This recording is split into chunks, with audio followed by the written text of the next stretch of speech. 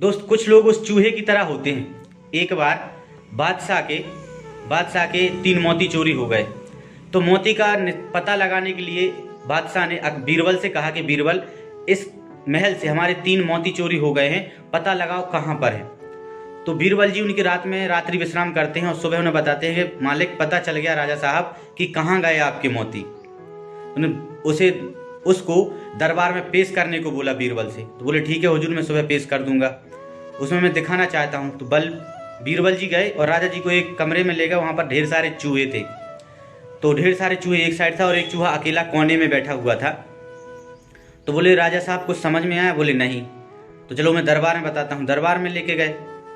बोले बीरबल, हमें पूरा तरीके से समझाओ, हमारे कुछ समझ में नहीं आया।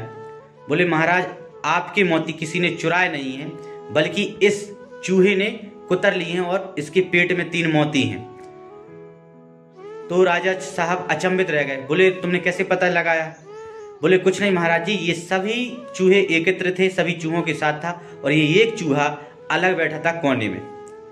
उसी प्रकार जब लोगों के पास थोड़ा बहुत पैसा, धन एकत्रित हो जाता है ना, तो वो घमंड के मारे अलग बैठ जाता है सबसे, समाज से, जाति से, रिश्तेदार से, उस चूहे की तरह। तो दोस्त, क्या आप भी हो?